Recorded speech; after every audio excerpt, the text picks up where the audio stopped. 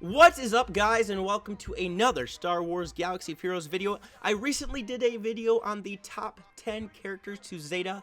Overall, in the game, we're talking about the best characters of Zeta, hands down, no matter what, legendary, hero's journey, stuff like that.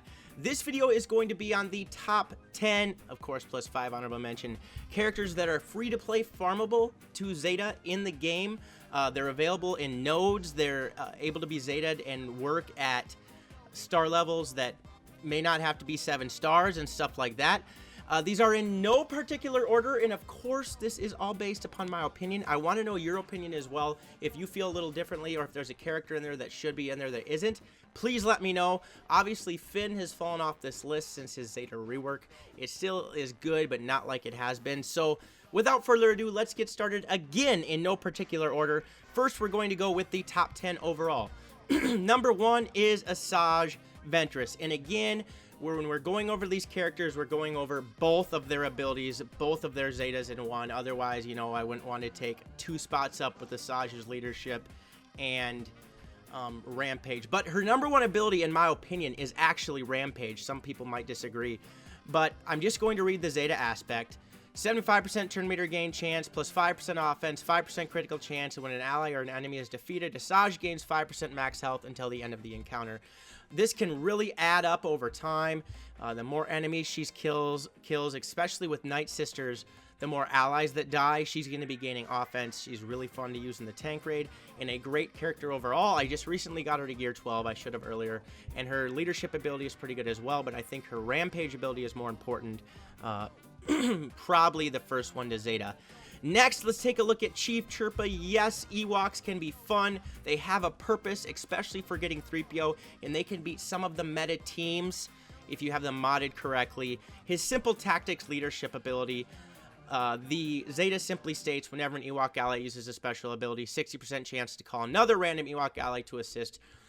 You're able to call in a bunch of assists, which is nice, which is going to be able to increase damage, which is a problem with Ewoks, and they can gather up turn meter and go so many times before the other team goes that it's extremely helpful, and they're a good squad to have.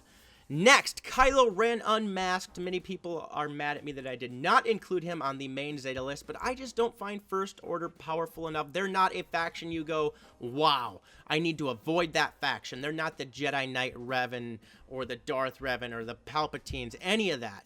And both of his Zetas are important. I think his leadership is the most important. It really, really helps the First Order overall. I'm actually going to read the whole ability. First Order allies have plus 40% critical damage and plus 30 speed. When a First Order ally scores a critical hit, they gain 20% turn meter. When a First Order ally gains a status effect, they recover 5% health and 5% protection. They're gaining extra critical damage. They're gaining extra speed and turn meter and the ability to recover health and protection. That is an extremely important ability overall, and it really takes the First Order to the next level. Some people still argue Phasma is good. I don't think I don't think so. And then Scarred, he taunts at the beginning of the battle. That's pretty much there. Next, one of the newer characters of the game that I think is so fun to use and was recently required for Darth Malak, and is, like I said, fun to use. Please start farming him right away for those characters, and it is Karth Onasi and his leadership ability. I don't have it Zeta'd, but after I get Darth Malak's second Zeta, this is going to be maybe the next Zeta after that, and hit Soldier of the Old Republic. Whenever an enemy is inflicted with damage over time effect, all Old Republic allies recover 3% health and protection. When you're using him with Mission, with Zalbar, with Canderous, there's going to be so much damage over time thrown around that there's going to be a lot of health and protection being recovered as well.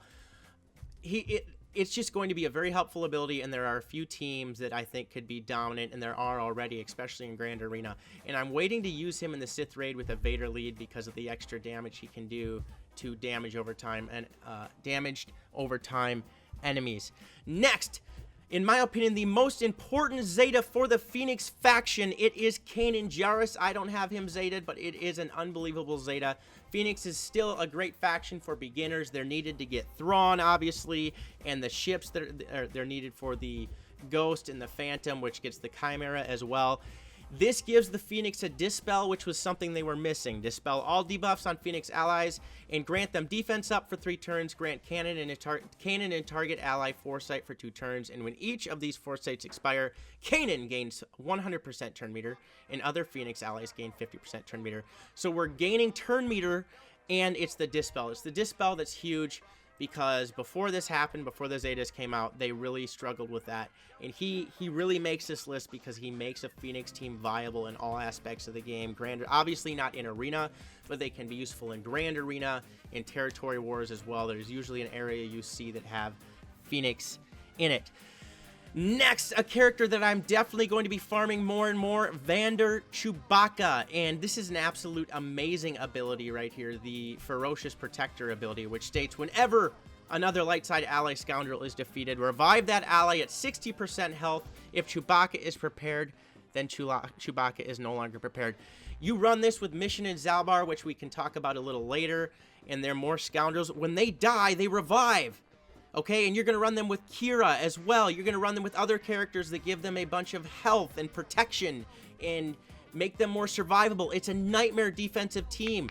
This is an unbelievable ability, one that I can't, as you can see, I only have him at 3 stars.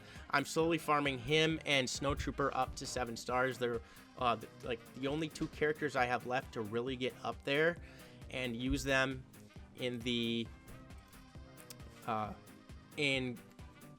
Grand Arena, Territory Wars, and stuff like that. It's a great ability, trust me. With a Kira lead, or even without a Kira lead. I've seen it a few times with a Clone Wars Chewbacca lead, or a no leader whatsoever, just with Vandor, a Mission, Zalbar, Nest, whatever. Great ability, definitely consider it. Next, we're going to look at Nest. If I was going to give a number to each character on this list in the Zeta rankings, I would probably put Nest. Why? Because you can farm her. Yes, she's hard to farm, but guess what? She's viable at 3 stars even. It's her fighting instinct. Add Taunt, Ignore, add 2% health steal stacking when enemy loses buff or debuff. The ability to ignore a taunt is huge. Huge. It's absolutely huge because you're able to go around the taunt, take out an enemy that has just a little bit of health left. And it's going to, with some of these abilities she has, she's also able to dispel taunts and go in foresights and stuff like that. So that's absolutely amazing the way it is. And I mean, she's a great character overall. Definitely, and that makes it that much better because she's going to become more survivable, and she's survivable the way it is. Definitely farm Nest, guys. She's the Tusken Wampa, as I call her, and the ability to give mass days is amazing as well. So Nest. Next, we have General Veers, one of my favorite characters again. I really want to get all of my Imperial Troopers to gear 12. Snowtrooper can do so much damage, and like I said, Range Trooper soon. It's his aggressive tactician ability. It's kind of a leadership ability that's not in a leadership slot. It says recover 10% protection whenever an enemy is defeated, plus 20% offense up chance and 60% turn meter gain chance. So you're recovering protection, gaining more turn meter, potentially gaining offense. It's extremely helpful. Imperial Troopers are so much fun to use because if you use them against the right teams, the battles can be over in seconds, literally. And when you get a Range Trooper in there now, it's even easier to take out Night Sisters because they were a great counter to Night Sisters, and they started to struggle some, especially in 3v3. Range Trooper helps tremendously. Please consider Veers not only for that, for territory battles as well. He's going to help you get more stars, which equals more guild event currency, which equals more Hermit Yoda, Wampa, Darth Malak, shards, or anything else you're looking for. So make sure you do that. Next is probably one that's pretty controversial. You may disagree with me, but she has been part of metas of the past and is still a great character. She really took a downfall in about December 2017 when Jedi Training Rey, or Rey Jedi Training, came out and was able to inflict permanent heal block. It is Barriss Offee, and it's her swift recovery. Whenever an ally is critically hit, they recover 20% of their max health. Man, you ran this with a General Kenobi lead. Nobody would ever take any damage, ever. JTR fixed that. But still, throwing it into a lineup with certain characters when you're facing a team that is doing a lot of damage, this can help tremendously. She's still on this list because she's still viable, and maybe she'll get a rework soon when the Clone Wars characters get a rework. We know Anakin, Ahsoka, and General Kenobi are. I hope Mace gets a rework. I I hope we get a few more Jedi from that period, and Padme and stuff like that. So she's still on the list, though, because that ability is very good, and she's a healer besides that. Then, last but not least, this guy's on the top 10 list because he's my favorite character, potentially in the Star Wars universe, and this ability hits so hard. I also think you can maybe work him into a Jedi team with Bastila or Jedi Knight Revan that's going to be able to take out the Darth Revan Malak combo. Still got some testing to do with that to figure it out, but it's his Flourish ability. It gains 50% damage, plus 25% turn meter gain, and he gains defense up for 2 turns. This extra damage is just wonderful because it dispels as well, and it's so much fun to use in Phase 2 of the Heroic Sith Raid when you do it right, especially if you're going in facing Scion with under 50% health, where Yoda's constantly going to be spreading defense penetration up. You're going to be using this ability, and it's just going to be hitting so hard. It's so much fun. I love him. I can't wait to find a use for him in some lineups that will counter some of these Sith lineups as well. Now on to the honorable mention. Again, some of these could have easily been switched into the regular top 10, but I had to make a distinction somewhere. Number 1 is Kira. Her ability is not necessary for her to be great because her leadership ability doesn't require a Zeta, and it's good the way it is. But her insult to injury ability, plus 5% potency in other scoundrel allies, also gain half potency and critical damage bonuses. So she's spreading some of her stats to the other allies, which helps very much like R2. And in that case, when you can make your scoundrel stronger, which is why I hope they bring Hondo Ohnaka to the game sometime, maybe give another leader, make another powerful character. But she is, in my opinion, a character that you should be going after and potentially thinking of the Zeta. Mission is next. Her and Zalbar were really hard to keep out of the top 10 in general. I just didn't want to put them together in there because that would have taken 2 spots. It's the Me and Big Z Forever. Once per turn, Mission assists when Zalbar uses an ability. You're doing so much more damage because when Zalbar goes, Mission is going to assist. So think about that. And it doesn't say in here dealing 50% less damage or something like that. She's just going to assist, and that's amazing. Can really help take down enemies. And then next on the list is obviously then Zalbar. I got him up there to get Darth Malak, and his ability Mission's Guardian states that at the start of each of his turns, Zalbar and Mission recover 10% protection for each damage over time effect on enemies. You put these guys with a team that spread a lot of damage over time, and then like I said, throw Vandar Chewbacca in there where they can recover when they die. A very good duo, and I think an underrated duo. Maybe they're not as underrated anymore as they used to be, but definitely deserve a spot on this list and definitely need to be farmed because they're needed for many events the way it is. Next on the list is the original Kylo Ren, who was on the top 10 Zeta list for who knows how long, and it is his Outrage ability. That 15% damage and recover protection equal to the damage dealt.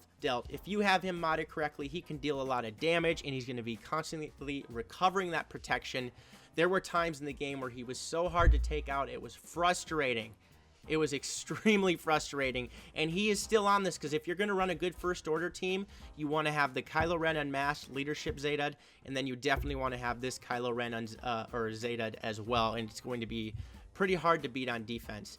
And then last but not least, Ahsoka Tano Fulcrum. Why? Because of the cooldown and the damage that she gets. It is her Whirlwind ability. It's so much fun to use. Cooldown -1. The target can't evade the attack and has minus 50% armor against this attack.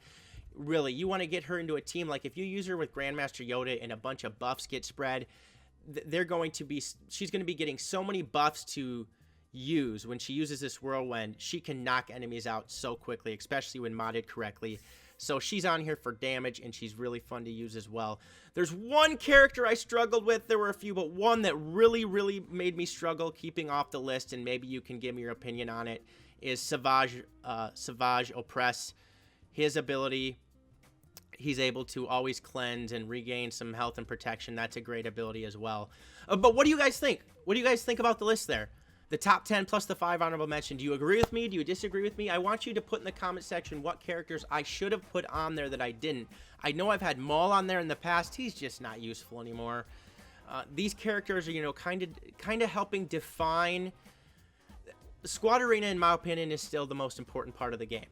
that allows you to get the most crystals. But they're adding other aspects of the game that are a lot of fun, that are helping broaden the game as well.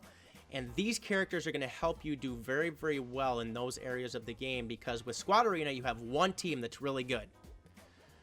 These allow you to have quite a few teams that can be decent to good to great teams that hold off many other teams and help you take first in Grand Arena and win in Territory Wars as well. So again, let me know what characters you think I missed. Let me know if you agree with me. So I hope you enjoyed the video. If you did, please smash the subscribe button, like the video, click the notification bell so you can be alerted to all videos that I post. I'm also leaving a link to my Discord server and Patreon page in the description below. Make sure you check that out. That would be very helpful. And again, leave comments in the comment section, not only about what I asked, about what you think about these free-to-play Zetas, but also video ideas. There's a great video idea that somebody gave me the other day about Palpatine teams that can be countering some of the new meta.